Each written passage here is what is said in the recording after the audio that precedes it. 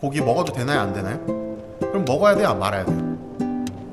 먹어도 나 고기 먹으면 안 돼 해놓고 저 가서 대게 랍스타에 막 배 터지게 막 먹어요. 열심히 사 나가야 돼. 나가는데 막 남편이 붙잡아요. 여보 어디가? 오늘 바쁜 일 있잖아. 아이 비켜, 나 비싸 나가야 돼. 참 예수님. 네, 오늘 1독서의 사무엘기 상권 17장의 내용이 나오는데 우리가 너무 잘 알고 있는 두 인물의 대결이죠.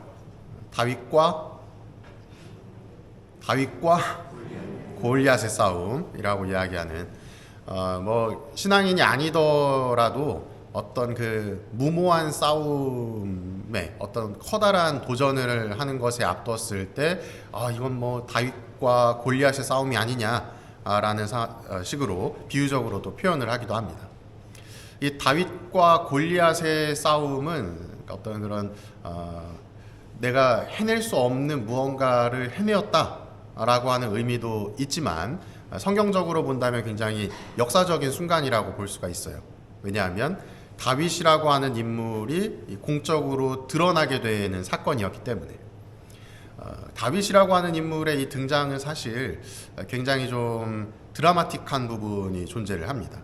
왜냐하면 사건만 본다면 뭐 사건 자체도 임팩트가 있지만 그 이전에 다윗이 어떤 인물이었는가를 좀 살펴보면 갑자기 이렇게 하면서 조금 놀라운 그런 드라마틱한 모습을 좀 생각할 수가 있는데 그러면 시작점으로 돌아가서 우리가 어제부터 해서 저번 주에 이 사무엘기 상관을 쭉 읽으면서 다윗이라고 하는 인물이 어떻게 선택받았나를 들으셨을 겁니다. 다 기억하고 계시죠? 그래서 제가 다시 또 설명을 드릴 겁니다. 이 사무엘이라고 하는 판관 시대의 마지막 판관 그리고 이제 예언자로서의 역할을 새롭게 시작하는 사무엘이라고 하는 인물이 있었고 또 왕정 시대로 넘어가면서 첫 번째 임금이었던 사울이라고 하는 인물이 있었는데 사울이라고 하는 인물이 하느님의 말씀을 잘 듣고 잘 이렇게 왕정 시대를 잘 자리매김하다가 필리스티아와의 전쟁 안에서 점차적으로 하느님의 뜻이 아니라 나의 뜻을 내세우기 시작을 해요. 가장 결정적으로 하느님께서 저 필리스티아인들을 다 무찔러라 라고 했는데 다 무찌르는 게 아니라 아각 임금을 살려두기도 하고 또 그들의 뭐 송아지며 양이며 다 불질러버려라 불살라버려라 라고 이야기를 했음에도 불구하고 야 저거는 좀 괜찮은데 좋은데 하면서 따로 빼놓기도 하고 이러한 모습이 커다란 명제를 보자면 하느님의 뜻을 따른 거죠. 필리스티아와 싸움을 했으니까. 근데 그 안을 조금 더 자세히 살펴보면 나의 개인적인 이득이나 나의 생각들을 펼치는 모습을 통해서 하느님의 뜻을 완전히 따르지 못하는 모습을 보이게 됩니다. 그를 통해서 점차적으로 하느님과의 관계가 멀어지게 되고 하느님의 축복이 그에게서 점점 멀어지게 된다라고 이야기를 해요. 그래서 그때에 이 하느님께서는 야 이제 사울은 안 되겠다. 얘는 말을 안 들어.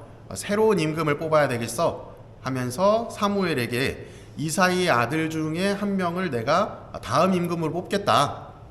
그래서 이 사무엘에게 특별히 이제 명을 해서 이사이의 아들들과 제사를 지낸다라고 하는 명목으로 만남을 주선을 하고 그리고 그의 막내 아들이었던 이 다윗이라고 하는 인물을 다음 왕으로 기름을 붓게 되는 행위를 하게 됩니다.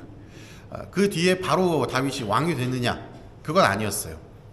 약간의 그 어떤 기름 부음을 받았지만 공적으로 사람들에게 이 다윗이 왕이다 라고 이야기하진 않았어요. 왜냐하면 그렇게 되는 순간에 어떻게 되기 때문에 다윗이 죽을 거기 때문에 누구에게? 사울에게. 그래서 기름 부음을 받기는 했지만 잠깐 이게 좀 숨겨두고 있는 듯한 그런 분위기로 쭉 이제 이야기가 전개가 되는데 언제 이제 이 언제 이 다윗이 이름이 이제 거론이 되기 시작을 하냐면 사울 임금이 하느님에게 축복을 받았으나 하느님의 뜻을 따르지 않으면서 그 축복이 이제 약해지기 시작을 해요. 그러면서 밤마다 악몽을 꾸기 시작을 합니다.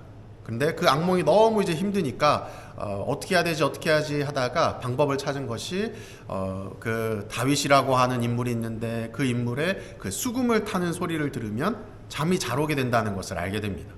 그래서 다윗을 옆에 두면서 나 자는 동안에 이제 수금 연주를 해라 해서 수금 연주를 하고 그를 통해서 잠을 취하게 되는 형식의 관계를 맺게 돼요.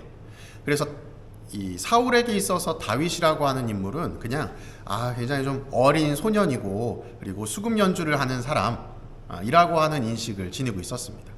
근데 이제 그때에 또 필리스티아와의 전쟁이 이제 또 전투가 이어지게 되고 사람들이 이제 전투에 나가게 되는데 그 전투에 동원된 인물 중에 이 다윗의 형 이사이의 아들들 중에 3명이 그 전쟁에 참여하게 돼요.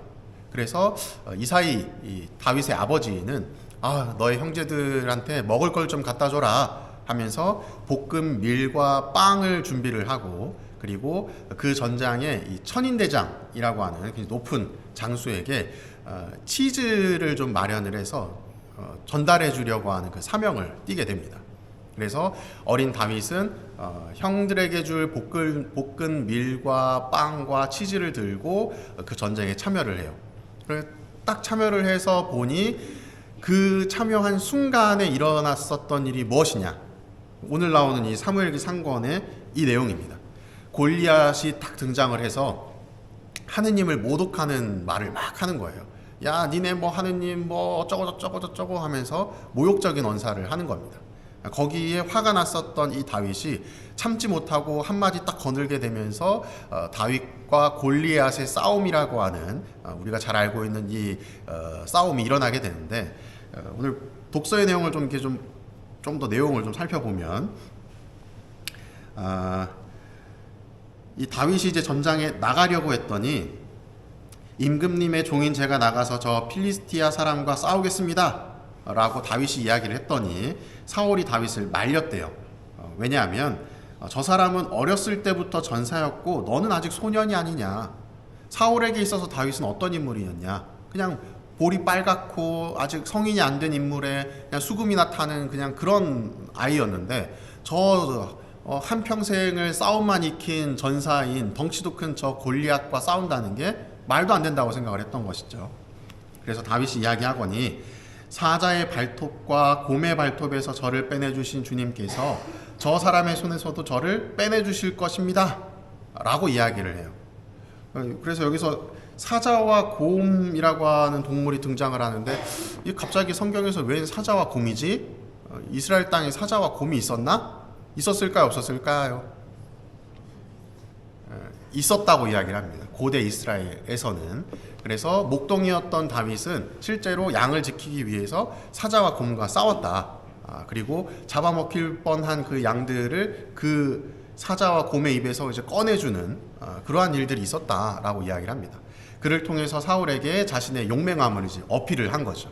그랬더니 가거라 주님께서 너와 함께 계시길 빈다 하면서 이 다윗을 골리앗과의 싸움에 이제 내어놓게 되는 것이죠. 그때 이 다윗이 무기로 가지고 간 것이 무엇이었냐? 막대기와 돌멩이 5개를 지고 그리고 무림매 끈을 들고 이 골리앗 앞으로 나아갔다. 근데 골리앗은 상대적으로 어떤 상태였냐면 이스라엘 사람들은 이 청동기 시대를 지내고 있었던 사람들이고 필리스티아 사람들은 철기 시대였어요. 아무래도 철기 시대가 좀 더 강한 이런 장구류였던 거죠. 그리고 그러한 장구류를 입고 있었던 골리앗은 철제 갑옷이 대략 찾아보니까 한 4-50kg 정도 된다고 이야기를 합니다. 커다란 덩치에 그만큼의 무게를 지니고 있었기 때문에 기동력이 굉장히 약했겠죠. 그런 그에게 정말 아무짝에도 쓸모없어 보이는 이 무림매와 또 매끈한 돌 5개를 들고 나간 이 다윗은 무모하기 짝이 없는 행태로 보여지기가 쉽습니다. 그런데 이걸 조금 더 객관적으로 역사적인 사실로 접근해서 살펴보니 전혀 허무맹랑한 이야기는 아니더라. 왜냐하면 말씀드린 것처럼 갑옷을 입었던 골리앗은 기동력이 약했잖아요. 이 근접전이었던 거예요. 앞에 있는 사람하고 싸우는 거잖아요. 근데 다윗은 무림매라고 이야기하는 게 뭐냐면 찾아보니까 이 슬링이라고 하는 무기예요. 이게 뭐냐? 이렇게 끈에다가 끈 끝에 돌 매달고 이렇게 윙윙윙윙 돌려서 이렇게 팍 던지는 거. 근데 이게 살상력이 어마어마하다고 이야기를 합니다. 왜냐하면 그 돌을 이렇게 회전을 해서 탁 던졌을 때 최고 그 시속이 뭐 구속이라고 얘기를 해야 될지 모르겠지만 구속이 한 150km까지 나온대요. 그러니까 지금 우리 그 프로 야구 투수들이 공을 던지면 엄청 빠르잖아요. 그걸 머리에 직격으로 딱 맞으면 어떻게 될까요? 죽는 거죠.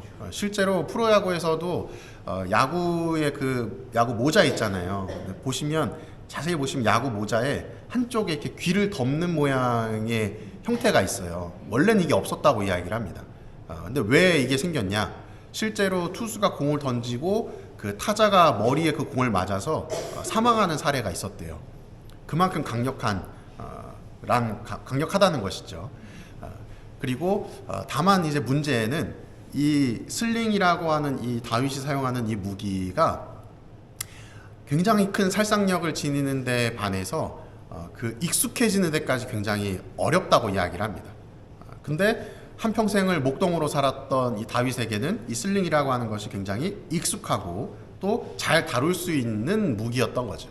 그래서 다윗과 골리앗의 싸움에서 다윗은 그 매끈한 돌, 가장 그 저항력이 적은 매끈한 돌로 구속을 올려서 정확히 골리앗의 이마에 딱 맞추면서 그를 한 방에 없애버리고 또 그가 들고 있던 칼로 그의 목을 그었다라고 오늘 사무엘기에서는 전하고 있어요. 이것을 통해서 우리가 좀 생각해 볼 수 있는 부분이 있다면 무엇이냐? 아마 이 당시에 이스라엘 사람들 그리고 특별히 사울, 임금이었던 사울과 그 당시의 모든 사람들은 갑옷을 두르고 있었던 그 골리앗을 이길 수 없다는 생각을 가지고 있었을 겁니다. 하지만 다윗이 등장하여서 자신의 하느님을 모욕하는 그 골리앗을 하느님의 이름으로 무찌르는 그 모습은 굉장히 파급력이 있는 사건이었다. 그래서 실제로 이 전쟁이 끝나고 나서 돌아갔더니 이스라엘 이제 땅으로 돌아갔더니 사람들이 이런 노래를 불렀다고 이야기를 해요. 사울은 수천을 죽였지만 다윗은 수만을 죽였네 라고 하면서 다윗에게 더 힘이 실리는, 그리고 그 사건을 통해서 다음 임금은 누가 될 것이다, 다윗 임금이 될 것이다 라는 것이 공공연하게 퍼지기 시작했다고 이야기를 합니다. 이처럼 사람들은 굉장히 커다란 어려움을 마주했을 때 다윗이 뭐 40-50kg 나가는 그 갑옷을 입고 있어서 와 이건 진짜 도저히 안 되겠다 라고 하는 벽에 마주했을 때 다들 포기하기 마련인데, 하느님의 이름으로 도전한 다윗이 그 어려움을 이겨냈던 것처럼 우리 또한 하느님의 이름으로 무언가 어려움들을 마주했을 때 도전하는 그 행위 자체가 그 어려움들을 타개할 수 있는 가장 효과적인 방법일 수 있다라는 것을 이 다윗과 골리앗의 내용을 통해서 이야기해주고 있는 것입니다. 오늘 복음 내용으로 보면 마르코 복음에 한쪽 손이 오그라든 사람이 나오고 또 예수님께서 안식일에 그를 치료해 주시느냐 치료해 주지 않느냐에 대한 내용이 쭉 나오고 있어요.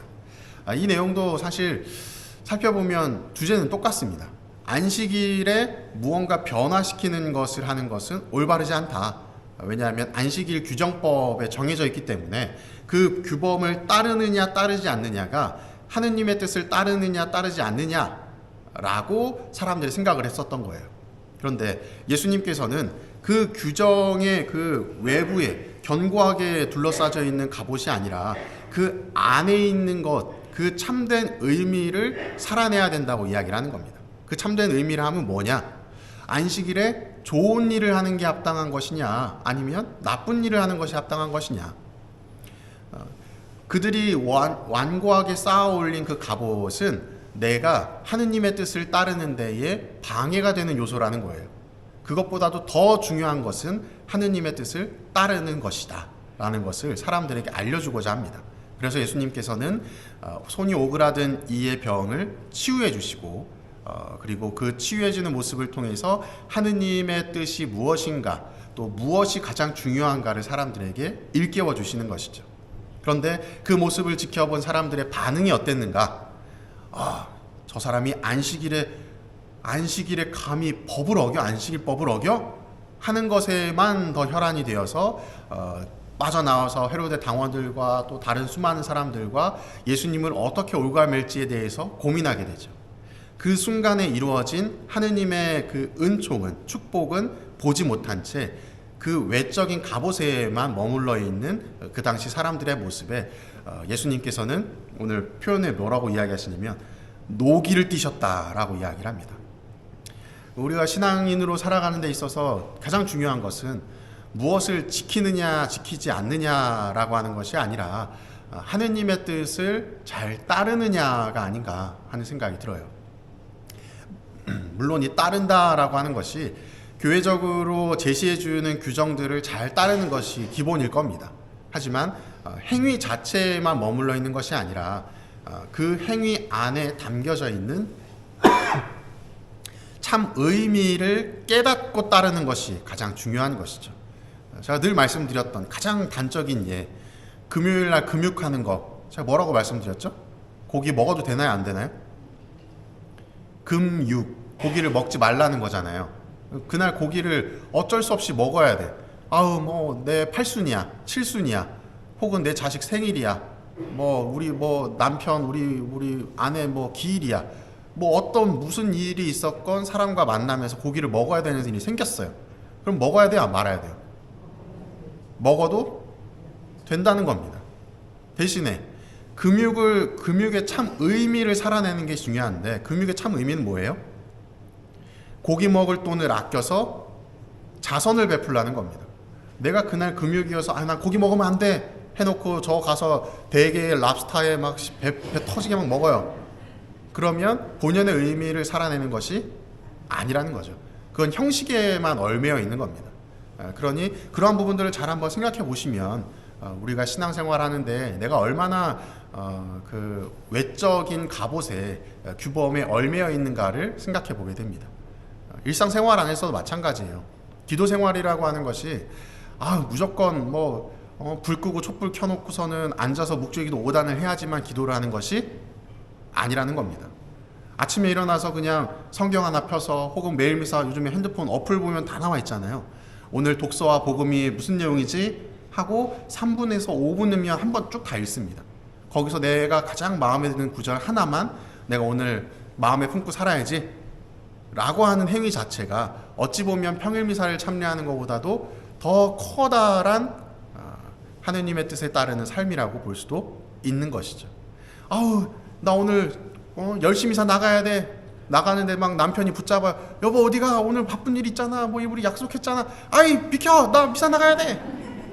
이러고 미사 때 와서 막 미사 거룩하게 참여하는 척하고 집에 가서 내가 당신 때 미사 가가지고 얼마나 화가 나는 줄 알아?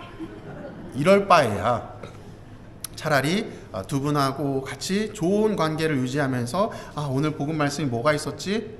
오늘 내가 사랑하라고 했네. 우리 남편을 조금 더 한번 사랑하고 조금 더 이해해야지 하는 생각을 가지고 그것을 삶으로 드러내는 게 어찌 보면 더 신앙적인 삶일 수도 있다는 겁니다. 그러니 무엇이 더 중요한가? 참 의미를 살아내는 것, 나에게 있어서는 그것이 무엇이 있는가? 아무튼 고민해 보시면서 오늘 하루를 보내시기 바랍니다. 사랑합니다.